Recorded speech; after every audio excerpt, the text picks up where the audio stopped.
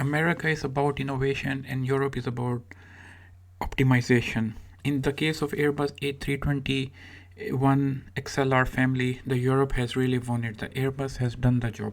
Even though this aircraft, there is no fancy new groundbreaking technologies out there, but this is the aircraft which has come to the market at the exactly right time when it was needed. And on top of that, there were no other aircraft to beat it right now.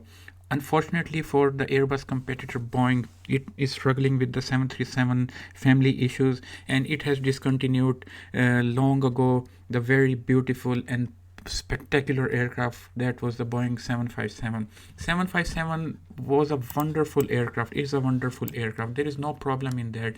It was just unfortunate in the early 2000s due to economic crisis and some other factors that this aircraft could not do well. Only 1000 units were sold, and then Boeing altogether scraped the middle of market aircraft. And now, due to the success of the Airbus A320neo family, Airbus very cleverly came up with the Airbus 321XLR family.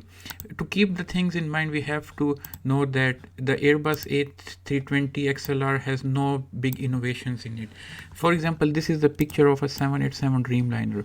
787 Dreamliner is in the wide body segment, and this aircraft is highly innovative. It brought first time the use of electric batteries rather than traditional hydraulic systems. So this is a groundbreaking innovation in aviation.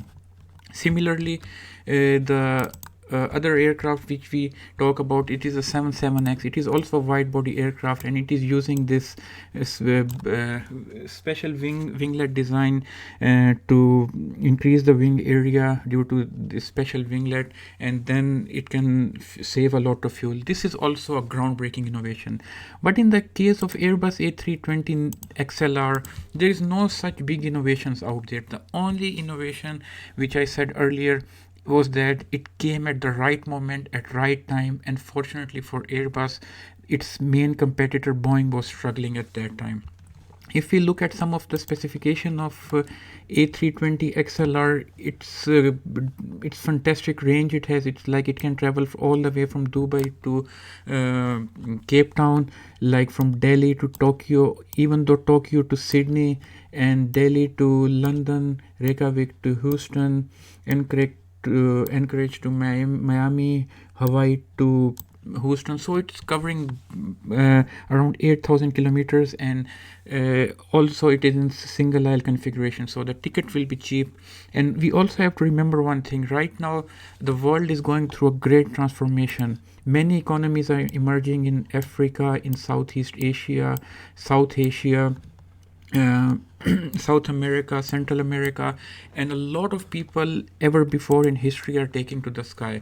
Of course, the wide body aircraft will be there, they will serve long range purposes, but the real future will be Airbus A320neo, A321 XLR type of aircraft, which are long range, which are comparatively small in size, and they offer comfort as well as good ticket price to the passengers. So in this aircraft, there will be 180 to 220 seatings capacity. Also, one of the I will also talk about some of the innovations there, but first look at from the passenger perspective. It will have a very comfortable cabin with in-flight entertainment system, and it will save 30% more fuel, and it will have a takeoff weight of 101 ton, which is quite a lot of takeoff weight. And also it will have 2 additional fuel tanks. So as I said earlier in this presentation, there is no big innovations. It's just that's true. A321 has no big innovations, it's just at the right time. So the only innovations there which are just optimizations, I call it, that it has a permanent rear center tank which they call RCT. So it's a 320 neo extension, 321 neo extension with additional fuel tank, and they also configured the underbelly such that it can take more baggage with it, right? It can take more baggage with it and additional cargo and additional central fuel tank as well, right? And it's also using the LEAP CFM LEAP the LEAP engines, And other than that, there is, of course, it has a trailing edge flap configuration, but other than that, it is not big innovation out there. So unfortunately for Boeing, the 757 died much earlier. It was a wonderful aircraft, and now Boeing is thinking of a 797 type of an aircraft, and it is still on the sheet right now. Maybe it comes out in 2024, 2025, but by that time Airbus A320XLR would have already captured a large amount of market already. So unfortunately for Boeing, it is having very tough time right now competing with Airbus. And yeah, so this is a big revolutionary aircraft, and one of its test flight was this test flight.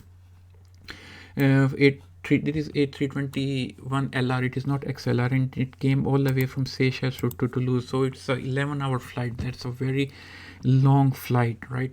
So this game changing aircraft will be a very difficult competitor to deal with for Boeing. And let's see how whether the Boeing innovations is able to deal with the Airbus highly sophisticated optimizations, if I may call it, in this aviation market segment.